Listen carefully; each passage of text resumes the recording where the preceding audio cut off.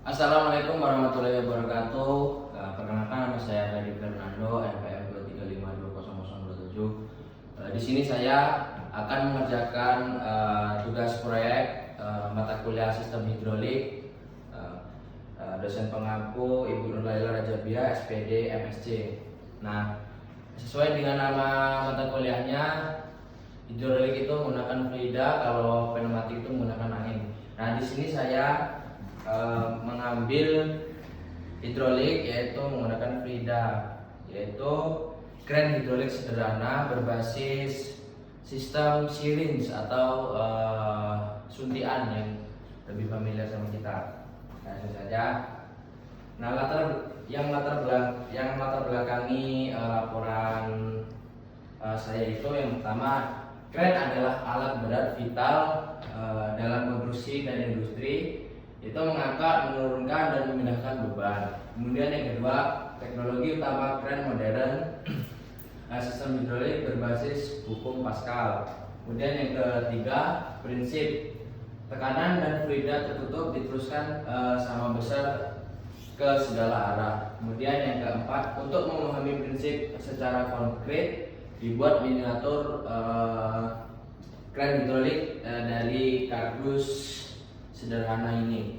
Kemudian yang kelima, bahan-bahannya, yaitu yang pertama ada kardus, kemudian syringe, yaitu ini atau suntikan, kemudian air sebagai fluida, kemudian lidi untuk pengaitan ini, dan lem tembak, dan satu lagi korek api untuk membakar lem tembak itu, karena saya alatnya tidak ada.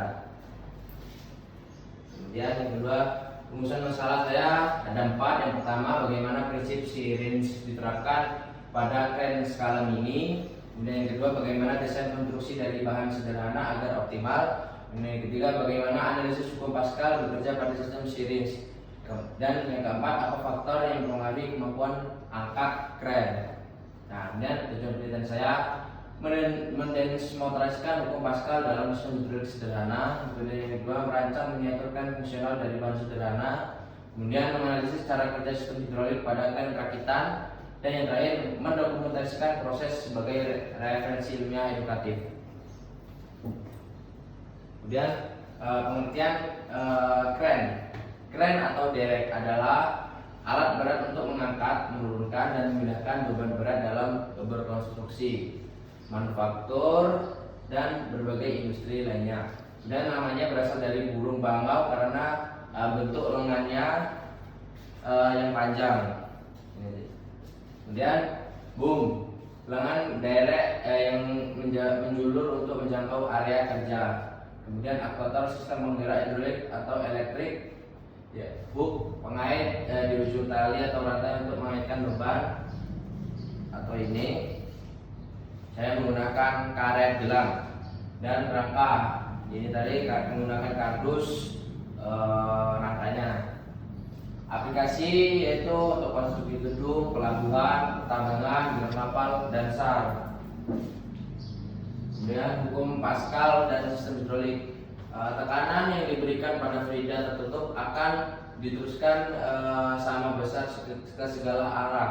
Nah, contohnya ini, tekanan yang diberikan fluida ini akan menggerakkan syringe itu untuk menggerakkan lengan agar mengangkat beban. Nah, itu ada tekanan dasar, yaitu rumusnya P sama dengan F dibagi A. P itu tekanan, satuannya Pascal. Kemudian F itu gaya, satuannya Newton. Kemudian A itu luas, satuannya meter persegi. Kemudian keuntungan mekanis, F1 per A1 sama dengan F2 per A2. Nah, itu jika A2 lebih besar dari A1, maka F2 lebih besar dari F1, atau gaya dilipat gandakan. Kemudian pada miniatur ini F1 sama dengan F2. Nah, kedua syringe ini tadi berdiameter sama. Nah, ini diameter syringe ini 5 mm. Kemudian untuk keuntungan mekanis, gunakan syringe slave atau suntikan itu berdiameter lebih besar dari master. Contohnya D2 sama dengan 2D1 F2 dikali F1.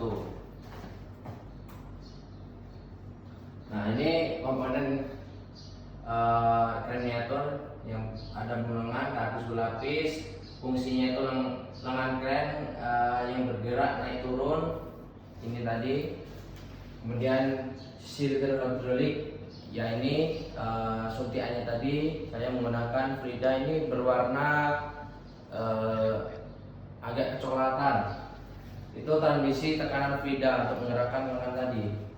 Kemudian pengait atau lidi. Nah, ini saya menggunakan lidi untuk pengait. Kemudian air tadi saya menggunakan air, saya campuri dengan pasta berwarna coklat. Perekat atau lem bakar untuk merekatkan komponen tadi. Alat bahan alat yang digunakan, saya tidak menggunakan pistol karena tidak ada untuk saya pinjam atau beli, karena saya menggunakan korek saja. Saya menggunakan korek, kemudian lem tembak, gunting atau cutter, penggaris besi, pensil atau spidol untuk penanda wadah air kecil. Kemudian ada bahan yang digunakan, yang pertama kardus, sirin plastik 2 buah, selang plastik atau infus.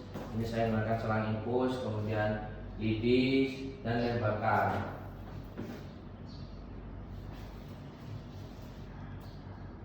Nah, kemudian kelebihan dan kekurangan alat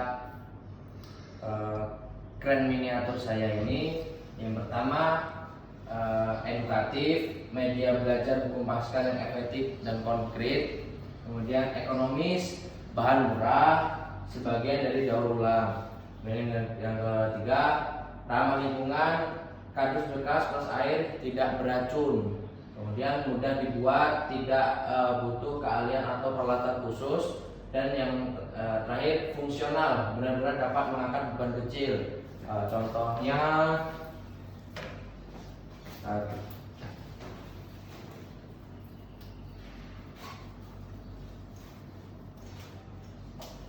contohnya bisa mengangkat pulpen ini. Kemudian kekurangan dari alat saya ini, yang pertama kapasitas angkat sangat terbatas, beberapa gram saja. Kemudian kardus mudah rusak jika terkena air atau kebocoran dari suntian ini tadi. Kemudian tidak ada keuntungan mekanis atau sharing sama besar. Kemudian efisiensi rendah akibat gesekan dan kebocoran kecil. Dan yang terakhir, tidak tahan lama, kardus dan lem bakar terbatas. Nah, inilah laporan sistem hidrolik saya. Jika ada kesalahan dan kekurangan, saya minta maaf. Saya akhiri. Assalamualaikum warahmatullahi wabarakatuh.